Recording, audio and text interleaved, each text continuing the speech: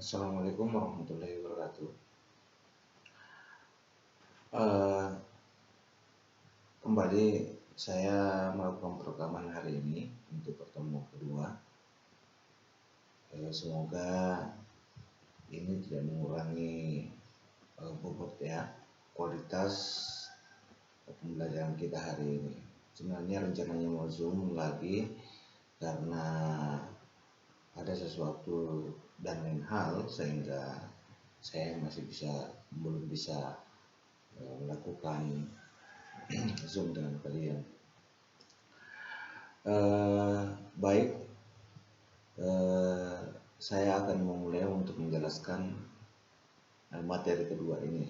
Materi kedua ini terkait dengan pemahaman awal kita tentang perencanaan sosial. Jadi konsep perencanaan sosial. Pertama, saya akan menjelaskan pengertiannya ya. Jadi perencanaan adalah sebuah proses yang penting untuk menentukan keberhasilan atau tindakan. Jadi sesuatu yang kita rencanakan untuk berhasil itu perlu perencanaan.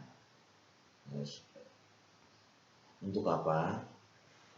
Agar kegiatan kita itu dapat berhasil. Jadi tanpa rencana kemungkinan besar kita mendapatkan kendala untuk mencapai sesuai dengan harapan. Jadi perlunya ada perencanaan. Kemudian perencanaan pada hakikatnya merupakan usaha secara sadar. Sadar ya. Maksudnya sadar ini memang di awal kita sudah merencanakan. Jadi makanya ada kata sadar. Terorganisir ya. Terorganisir juga dan terus menerus dilakukan guna memilih alternatif yang terbaik dari sejumlah alternatif yang ada untuk mencapai tujuan tertentu. Itu yang dimaksudkan perencanaan.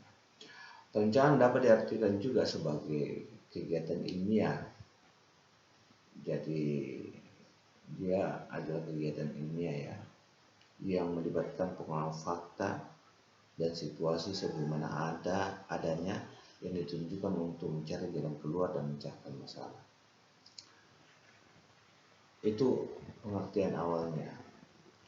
Kemudian di sisi lain, saya juga ingin menjelaskan bahwa perencanaan adalah suatu proses mempersiapkan secara sistematis kegiatan-kegiatan yang akan dilakukan untuk mencapai suatu tujuan tertentu. Menurut Robert Morris, bahwa perencanaan itu adalah suatu metode yang relatif sistematis yang digunakan untuk memecahkan masalah. Jadi kalau Anda mau mendapatkan suatu masalah di dalam masyarakat, itu perlu direncanakan. Jadi perencanaan itu adalah suatu metode yang relatif sistematis. Jadi sistematis itu ada langkah A, B, C, D, ada langkah 1, langkah 2, dan langkah ketiga. Perencanaan suatu proses menyiapkan keputusan-keputusan bagi keperluan tindakan di masa yang akan datang, diarahkan untuk mencapai tujuan dengan cara optimal. Jadi suatu proses untuk menyiapkan keputusan-keputusan. Sama halnya dengan Bapak Kepala Daerah, Bapak Wali Kota, ketika melihat suatu kemiskinan atau melihat suatu konflik ya, antar agama atau masalah kerukunan agama, maka perlu menyiapkan keputusan-keputusan. Jadi ada penyiapan keputusan-keputusan bagi keperluan tindakan di masa yang akan datang sehingga tidak terjadi konflik, kayak gitu kan maksudnya. Kemudian aspek-aspek perencanaan ada 3, ada tujuan, ada kegiatan, ada perhitungan. Jadi kalau membuat rencana itu perhatikan, tentukan dulu tujuannya. Kita rencanakan misalnya melanjutkan pendidikan. Tujuannya apa melanjutkan pendidikan? Kemudian ada kegiatannya. Ketika Anda ingin melanjutkan pendidikan, maka apa yang harus Anda lakukan? Nah, itu kegiatannya. Kemudian ada perhitungan. Ini bisa dilihat perhitungan secara kualitatif. kualitatif itu berkaitan dengan nanti kita akan banyak sumber daya, berkaitan dengan sumber daya itu kan ada beberapa, ada sumber daya alam, ada sumber daya manusia, ada resource ya. Kuantitatifnya ya misalnya kalau kita melihat sasarannya ada berapa orang, kalau misalnya kemiskinan ada 100 orang kah, ada 200 orang kah, itu adalah ada perhitungan kuantitatif dari segi sasaran. Bisa juga kita melihat anggaran, berapa anggaran yang diperlukan untuk menyelesaikan masalah kemiskinan misalnya. Itu ya. Kemudian apa itu perencanaan sosial?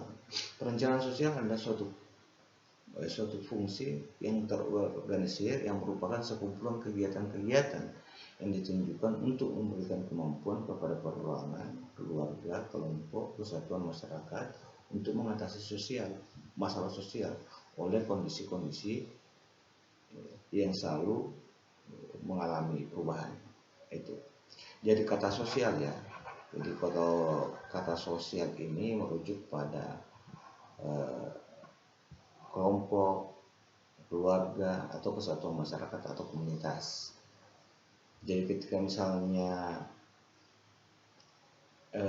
ada satu orang miskin, itu dikatakan yang masalah individu. Ketika dia banyak ya kemiskinan terjadi di suatu wilayah, itu adalah masalah sosial.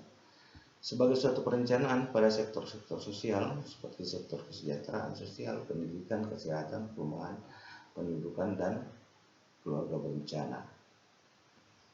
Kemudian sebagai perencanaan lintas sektoral, pengertian ini sifatnya menyeluruh dalam artian perencanaan yang lebih dari perencanaan ekonomi. Saya tidak terlalu banyak mengimprove karena saya memikirkan durasi waktunya supaya tidak terlalu banyak durasi waktunya ya. Kemudian perencanaan sosial sebagai aspek sosial dari perencanaan ekonomi.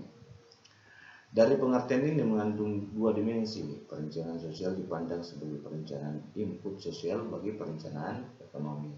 Kemudian perencanaan sosial dipandang sebagai perencanaan yang ditujukan untuk menghindari mencegah berbagai akibat sosial yang diharapkan dari pembangunan ekonomi.